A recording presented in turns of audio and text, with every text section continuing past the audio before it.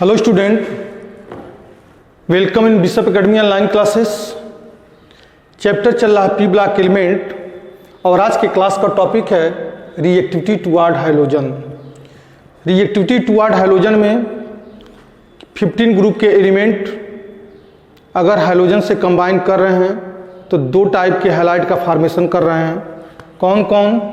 तो PX3 and PX5, जिसमें से PX3 के बारे में हम लोगों ने पिछले क्लास में डिस्कस किया था।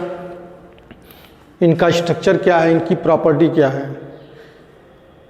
आज हम क्लास में PX5 के बारे में डिस्कस करेंगे कि PX5 की स्टेबिलिटी क्या है, प्रिपरेशन क्या है और उनकी प्रॉपर्टी क्या है। तो PX3 के बारे में हमने आपको बताया था पिछले वाले क्लास में, याद करिए कि जब 15 ग्रुप के एलिमेंट में हम अप से डाउन के डायरेक्शंस में मूव कर रहे होते हैं तो कोवैलेंट कैरेक्टर घटता है और आयनिक कैरेक्टर क्या होता है, बढ़ता जाता है।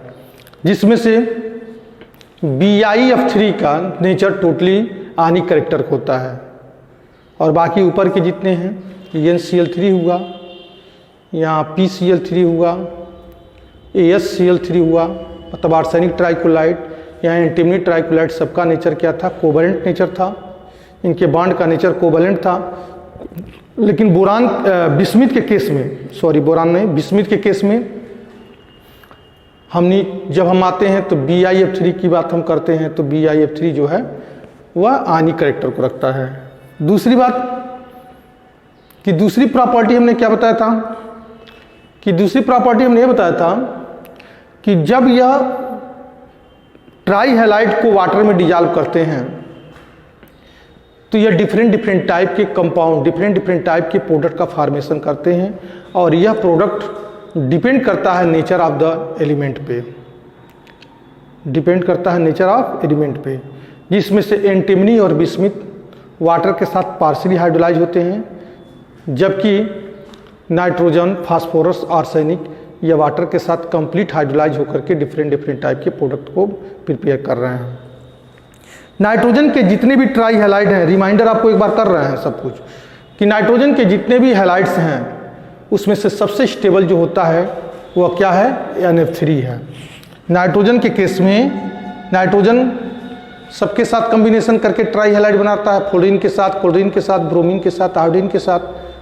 तो जिसमें से नाइट्रोजन का सबसे स्टेबल जो हैलाइड होता है +3 ऑक्सीडेशन स्टेट के साथ, वह क्या है, NCl3 तो बनाता ही है लेकिन इसकी स्टेबिलिटी नहीं होती है NCl3 की, एक्सप्लोसिव हो जाता है। स्टेबल कंपाउंड होता है NF3।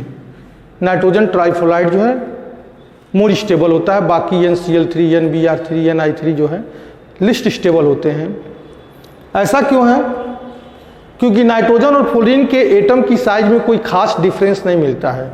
लगभग नाइट्रोजन और फ्लोरीन के दोनों की एटम की साइज लगभग बराबर होती है, जिसकी वजह से NF3 के कंपाउंड की स्टेबिलिटी जो है बनी रहती है। लेकिन जब NCl3, NBr3, Ni3 की बात करते हैं तो क्लोरीन, ब्रोमीन, आयोडीन के एटम की साइज बड़ी हो जा रही है, जिसकी वजह से अगर वो नाइट्रोजन के साथ ओवरलैपिंग करके कंपाउंड बना रहा है तो उसकी स्टेबिलिटी खत्म हो जा रही है। ये सब बारे में हम लोगों ने पिछले क्लास में डिस्कस किया था। आज के क्लास है कि what is the importance of PCl5, sorry phosphorus pentahalide. यहाँ ऐसे कह सकते हैं कि 15 ग्रुप के एलिमेंट जब पेंटाहैलाइड की फॉर्मेशन करते हैं तो उनकी स्टेबिलिटी क्या होती है। हमने लिखा है कि phosphorus, arsenic, antimony form pentahalide of the 15 group element. Nitrogen, phosphorus, antimony या पेंटाहैलाइड के फॉर्मेशन करते हैं जब वो हाइड्रोजन के साथ रिएक्शन करते हैं। तो कौन कौन? फास्फोरस, आर्सेनिक और एंटीमनी। इसमें नाइट्रोजन को हमने लिखा है, नहीं लिखा है। बिस्मिथ के बारे में लिखा है, नहीं लिखा है, क्योंकि बिस्मिथ का +5 ऑक्सीडेशन स्टेट के साथ एक ही कंपाउंड बनाया करता है, वह होता है BiF5, जो हमने यहाँ पे लिखा है BiF5। इसके अलावा वो कभी भी +5 ऑक्सीडेशन स्टेट को शो नहीं करता है, सिर्फ स्टेबल कंपाउंड इसका BiF5 है। क्यों नहीं शो करता है? तो वही बात फिर हम आज कहेंगे कि due to the inert pair effect, inert pair effect के वजह से बिस्मिथ +5 ऑक्सीडेशन स्टेट को शो नहीं करता है। ठीक है, नाइट्रोजन को नहीं करता है, सिर्फ 2 ही एलिमेंट नहीं बना रहे हैं पेंटा हैलाइड के फॉर्मेशन, तो नाइट्रोजन क्यों नहीं करता है? तो नाइट्रोजन के बारे में ये कहना होगा कि नाइट्रोजन में d ऑर्बिटल अब्सेंस है, d ऑर्बिटल प्रेजेंस नहीं है, जिसकी वजह से वो पेंटा हैलाइड का फॉर्मेशन नहीं करता है। लेकिन बाकी नाइट्रोजन और बिस्मिथ को छोड़ दिया जाए तो फास्फोरस, आर्सेनिक, एंटीमनी या पेंटा हैलाइड का फॉर्मेशन करते हैं, जिनका जनरल फार्मूला होता है EX5। E का मतलब एलिमेंट, S का मतलब हैलोजन, 5 का मतलब इसका कोऑर्डिनेशन नंबर 5, मतलब 5 हैलोजन एटम के साथ या 5 ऑक्सीडेशन स्टेट के साथ ग्रुप 15 का एलिमेंट कॉम्बिनेशन कर रहा है। यह नाइट्रोजन फास्फोरस, आर्सेनिक, एंटीमनी जो पेंटा हैलाइड का फॉर्मेशन कर रहे हैं, वो क्यों कर रहे हैं? क्योंकि due to the presence of vacant d orbital, इनकी सेकेंडरी वैलेंसी में क्या है? d ऑर्बिटल है, और d ऑर्बिटल के प्रेजेंस होने की वजह से फास्फोरस, आर्सेनिक, एंटीमनी जो है पेंटा हैलाइड का फॉर्मेशन कर रहे हैं। नाइट्रोजन में d ऑर्बिटल नहीं है तो नाइट्रोजन जो है पेंटा हैलाइड का फॉर्मेशन नहीं कर रहा है। बिस्मिथ में d ऑर्बिटल है लेकिन बिस्मिथ पेंटा हैलाइड का फॉर्मेशन नहीं कर रहा है, तो due to the inert pair effect. अब कंपेयरिंग करना है, कंपेयर ये करना है कि PCl5 या PCl5 तो पार्टिकुलर नेम हो जाएगा, हम कह रहे हैं EX5 और EX3। एडवांस हम फार्मूला पे ले दे रहे हैं उसको ना। जनरल फार्मूला पेंटा हैलाइड का EX5, general formula try halide का EX3। इन दोनों में कौन मोर स्टेबल है? अगर तुमसे कंपेयर करने के लिए कहा जाए कि तुम चलो बताओ कि फास्फोरस की बात, इसकी जगह पर हमने फास्फोरस रख दिया, ई की जगह पर हमने क्या रख दिया? फास्फोरस, एंटीमनी, बिस्मिथ, जो भी समझ में आता है। फास्फोरस, आर्सेनिक, एंटीमनी, बिस्मिथ नहीं रखेंगे, फास्फोरस, आर्सेनिक, एंटीमनी को लेके चलते हैं। अगर 15 ग्रुप का एलिमेंट फास्फोरस, आर्सेनिक, एंटीमनी पेंटा हैलाइड का फॉर्मेशन कर रहा है, 15 ग्रुप में और भी कंपाउंड और भी एलिमेंट अगर ट्राई हैलाइड का फॉर्मेशन कर रहे हैं, जैसे nitrogen, phosphorus, arsenic, antimony, bismuth, तो इन दोनों में स्टेबिलिटी किसकी ज़्यादा होगी? तो स्टेबिलिटी होगा EX3 का। अगर वो ट्राई हैलाइड का फॉर्मेशन कर रहा है तो वह कंपाउंड मोर स्टेबल होगा। किसके कंपेरिजन में? EX5 के कंपेरिजन में। ऐसा क्यों हो रहा है?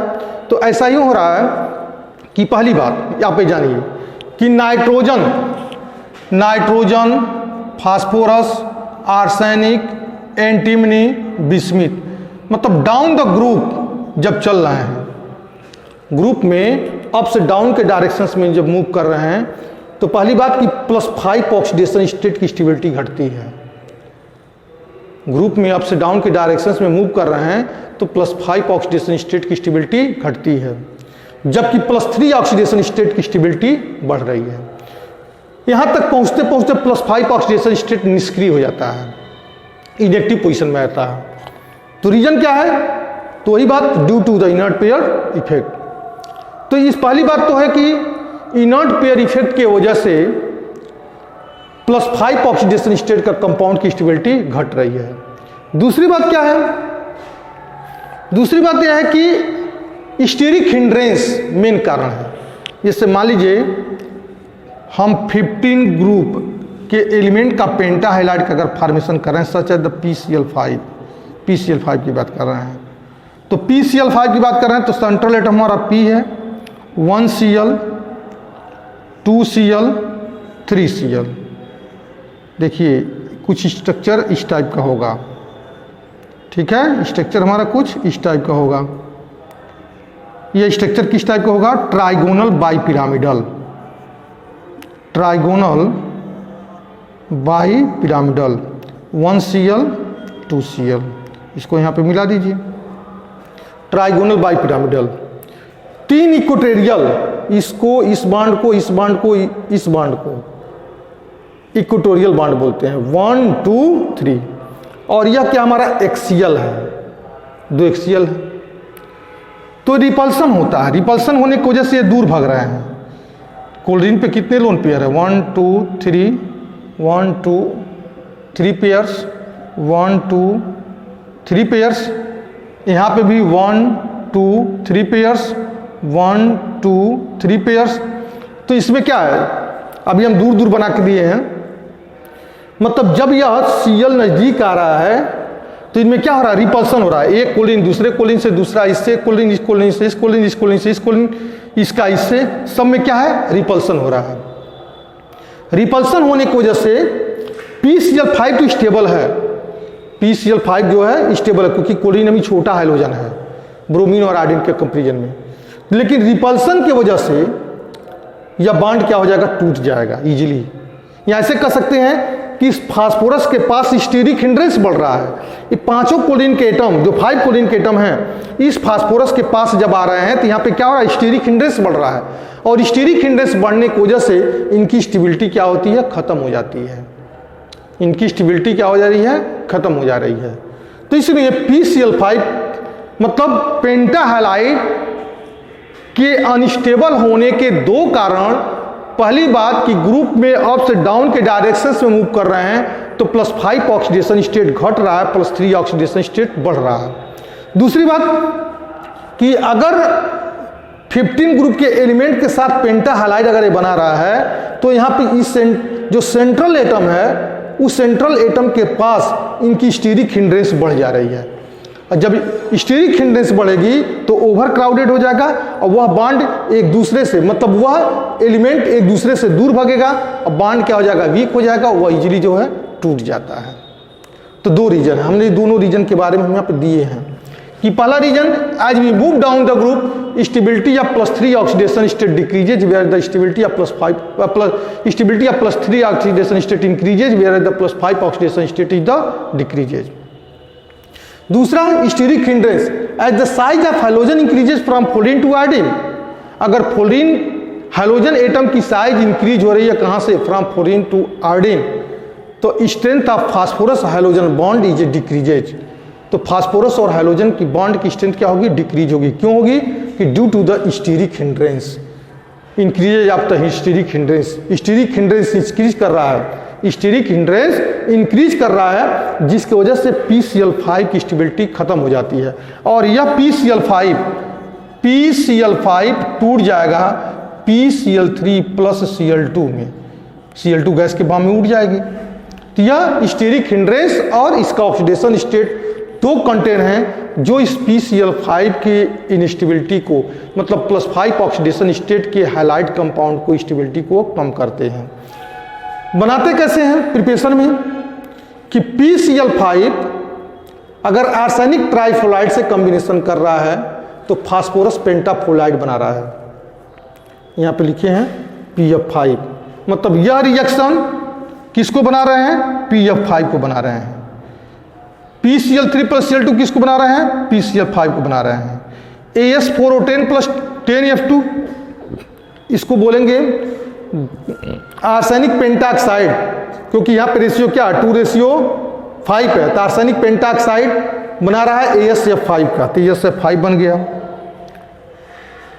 एंटीमनी पेंटाक्साइड फ्लोरीन्स के साथ रिएक्शन करके क्या बना रहा है, SbF5, यानी SbF5 बना रहा है। और BiF5 को आप जान ही रहे हैं, मतलब नाइट्रोजन के पास एब्सेंस है d ऑर्बिटल, तो d ऑर्बिटल के साथ +5 ऑक्सीडेशन स्टेट के साथ कोई कंपाउंड नहीं बनाया। फास्फोरस बना रहा है, PF5 बना रहा है, PCl5 बना रहा है, PBr5 बना रहा है, लेकिन PIF5 नहीं बना रहा है। क्यों नहीं बना रहा है, क्योंकि जो यहाँ पे Cl लिखे हैं, अगर यहाँ पे आयोडीन लिख दें तो आयोडीन के एटम की साइज क्या हो जाएगी, बहुत बड़ी हो जाएगी। और जब बड़ी हो जाएगी तो स्टीरिक हिंड्रेंस होगा, स्टीरिक हिंड्रेंस होने की वजह से यह बॉन्ड क्या हो जाएगा, टूट जाएगा, उसकी स्टेबिलिटी खत्म हो जाएगी। देखिए यहाँ पे 15 ग्रुप के एलिमेंट के साथ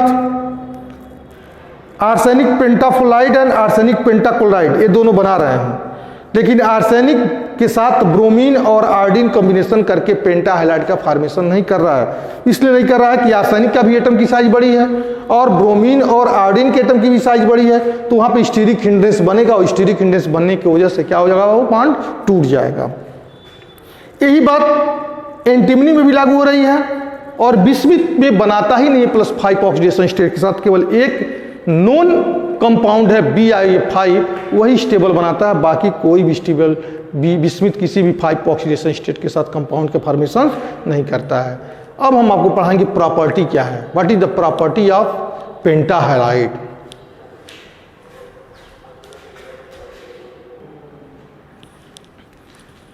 प्रिपरेशन के बाद है property. What is the property of pentahalide. Pentahalide की प्रॉपर्टी क्या है, जिस टाइप से हमने आपको बताया था कि प्रॉपर्टी ऑफ ट्राईहैलाइड, ट्राईहैलाइड में हमने 3 प्रॉपर्टी के बारे में मोस्टली एक्सप्लेन किया था, कोवैलेंट कैरेक्टर और रानी कैरेक्टर को लेकर के, हाइड्रोलिसिस को लेकर के और नाइट्रोजन के जो ट्राईहैलाइड बना रहा है उनकी स्टेबिलिटी को लेकर के। इसमें क्या है कि pentahalide, point 1, pentahalide are thermally less stable than their corresponding trihalide. मान लीजिए PCl5 PCl3 2 कंपाउंड बन रहा है, तभी हमने एक्सप्लेन किया ना PCl3 PCl5 के बारे में। तो PCl3 मोर स्टेबल है PCl5 से, क्यों है, तो वही बात, 2 रीजन, एक +3 ऑक्सीडेशन स्टेट इंक्रीज कर रहा है और दूसरा स्टीरिक हिंड्रेंस। जो फास्फोरस के चारों तरफ क्लोरीन का एटम जुट रहा है, फास्फोरस के दोनों साइड में कि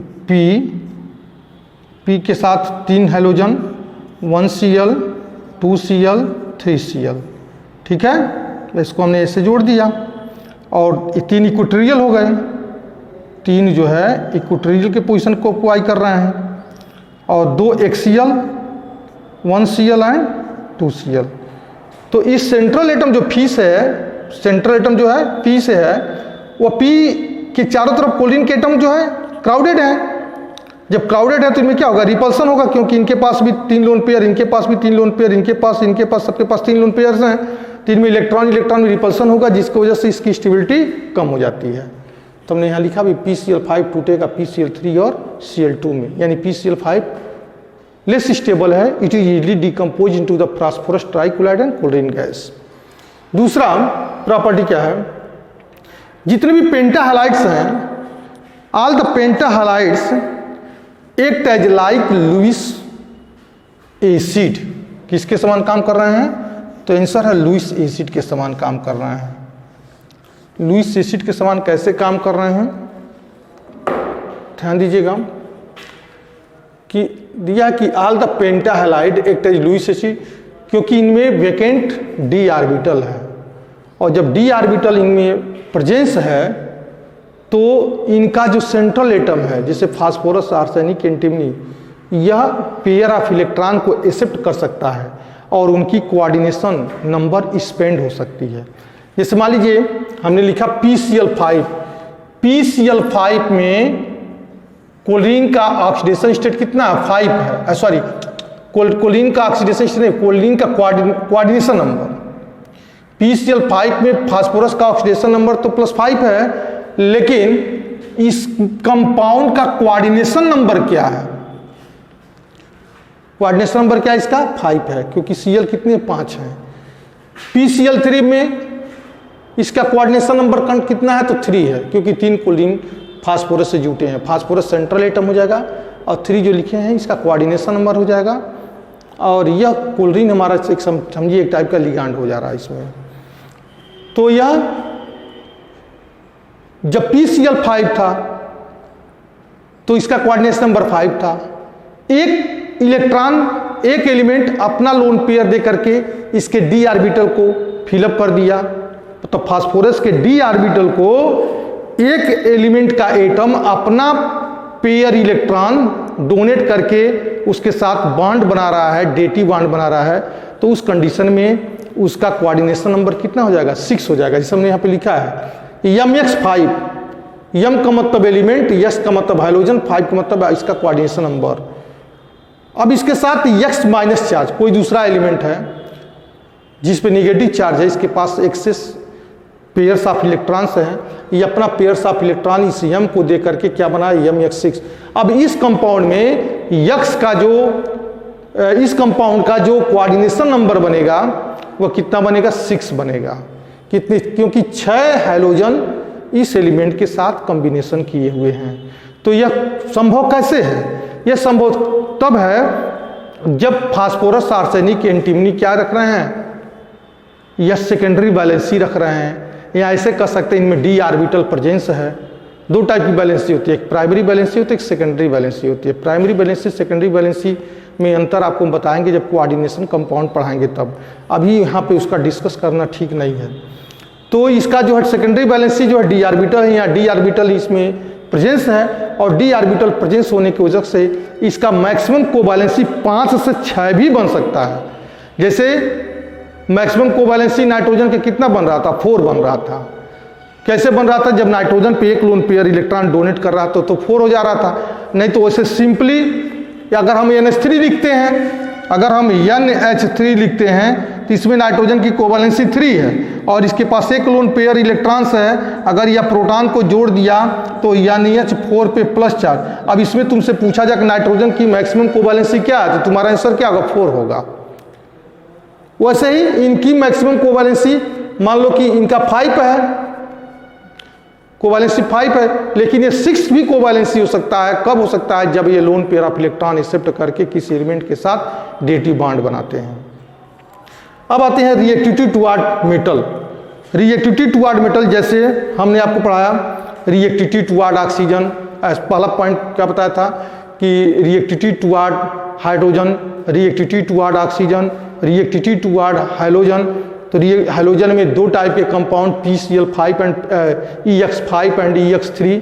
ऑक्सीजन में भी हमने बताया था कैसे फॉर्मेशन कर रहा है कि ऑक्सीजन के केस में जितने भी नॉन मेटल के ऑक्साइड्स हैं वो HD करेक्टर हैं, मतलब ग्रुप में जब अप से डाउन के डायरेक्शंस में मूव कर रहे हैं तो HD करेक्टर घट रहा है, बेसिक करेक्टर बढ़ रहा है, उस पर भी हमने डिस्कस किया था।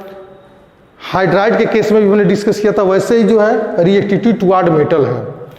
रिएक्टिविटी टुवर्ड मेटल में 15 ग्रुप के element highly electro positive element के साथ अगर कॉम्बिनेशन करते हैं तो बाइनरी कंपाउंड का फॉर्मेशन करते हैं, और जिसमें उस 15 ग्रुप के एलिमेंट का जो ऑक्सीडेशन स्टेट हो जाता है -3 हो जाता है। लिखे भी हैं all the element of group 15 form binary compound with metal in the -3 oxidation state. उनका ऑक्सीडेशन स्टेट क्या हो जाता है? -3। जैसे फॉर एग्जांपल CA3N2, इसमें नाइट्रोजन का ऑक्सीडेशन स्टेट कितना है? 3 है। कैल्शियम फास्फाइड, फास्फोरस का ऑक्सीडेशन स्टेट कितना है? 3 है, -3। और ये क्या है? ये है हमारा सोडियम आर्सेनाइड, इसमें भी जो है आर्सेनिक का ऑक्सीडेशन स्टेट -3 है। जिंक स्टीबाइड, इसमें भी एंटीमनी का जो है ऑक्सीडेशन स्टेट -3 है। मैग्नीशियम बिस्मिथाइड, इसमें भी बिस्मिथ का ऑक्सीडेशन स्टेट कितना है? -3 है। तो अगर यह 15 ग्रुप के एलिमेंट की नॉन मेटालिक कैरेक्टर ज़्यादा होती है 14 ग्रुप से, अगर यह किसी मेटल के साथ कॉम्बिनेशन करते हैं तो -3 ऑक्सीडेशन स्टेट को शो करते हैं। Is that clear? That solves.